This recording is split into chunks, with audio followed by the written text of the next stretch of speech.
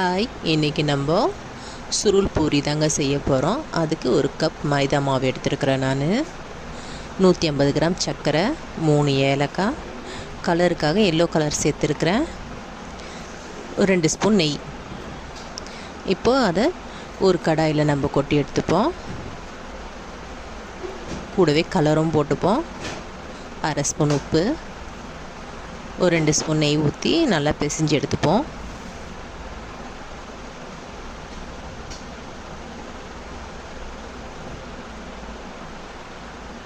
நல்லா உதிரியாக பிசைஞ்சு எடுத்துப்போம் நெய் ஊற்றி. பாருங்கள், இப்போ நம்ம கொஞ்சம் கொஞ்சமாக தண்ணி தெளித்து பிசைஞ்சு எடுத்துப்போம். திருப்பியும் நல்லா சாஃப்டாக பிசைஞ்சு எடுத்துக்கோங்க.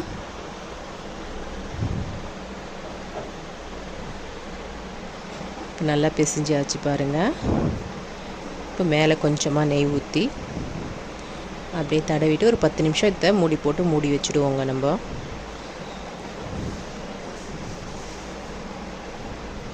இப்போ சர்க்கரை பாகு காசிப்போம். நம்ம இப்போ ஒரு கடாயில் 150 கிராம் சர்க்கரையும் அதே கப் அளவு 3/4 கப் தண்ணி ஊற்றுறேன். நான்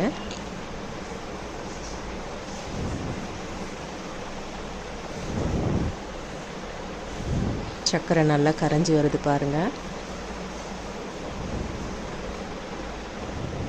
சும்மா ஒரு கம்பி பதம் வந்தால் போதும் பாருங்கள் கையில், அவ்வளோதாங்க. இப்போ நம்ம ஏலக்காவை சேர்த்துருவோம். இது கூடவே அரை ஸ்பூன் லெமன் ஊற்றிப்போம். இதை அப்படியே இறக்கி வச்சுடுவோங்க. நம்ம இப்போ நம்ம மாவை திரட்ட ஆரம்பிச்சிடும். நான் 4 பீஸாக போட்டு வச்சுருக்கேன் பாருங்கள், 4 உருண்டையாக. இப்போ ஒன்று ஒன்றா நம்ம திரட்டிப்போம். நல்லா மெலிசாக திரட்டி எடுத்துக்கோங்க.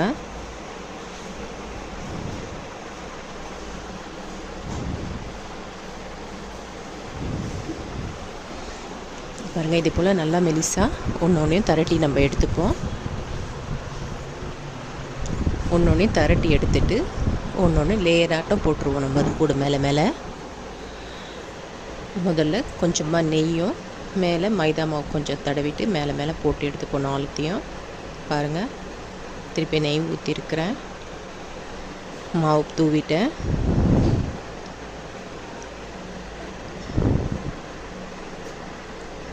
இப்போ எல்லாத்தையும் நம்ம போட்டாச்சு. எல்லாத்தையும் நம்ம ஃபுல்லாக திரட்டி எடுத்துப்போம்.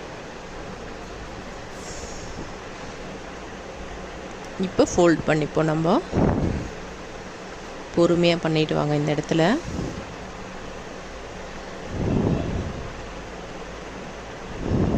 இப்போ நம்ம தண்ணி கொஞ்சமாக தடவி போட்டுப்போம். க்ளோஸ் பண்ணிவிடுங்க. தண்ணி கொஞ்சமாக தடவி ஃபுல்லாக க்ளோஸ் பண்ணிவிடுவோம். இப்போ நம்மளுக்கு எவ்வளோ சைஸ் தேவையோ, சின்ன சைஸ் தேவையோ நம்ம கட் பண்ணி எடுத்துப்போம்.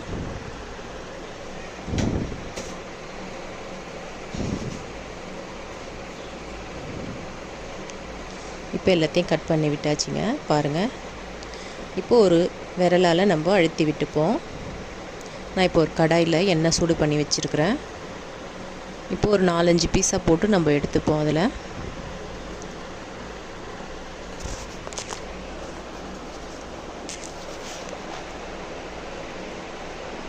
இது நல்லா ப்ரௌனாக வரட்டுங்க.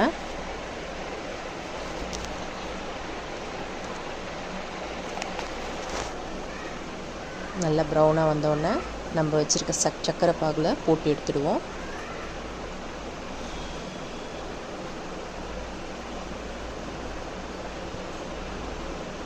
ரெண்டு பக்கமும் கலந்து விட்டுக்கோங்க.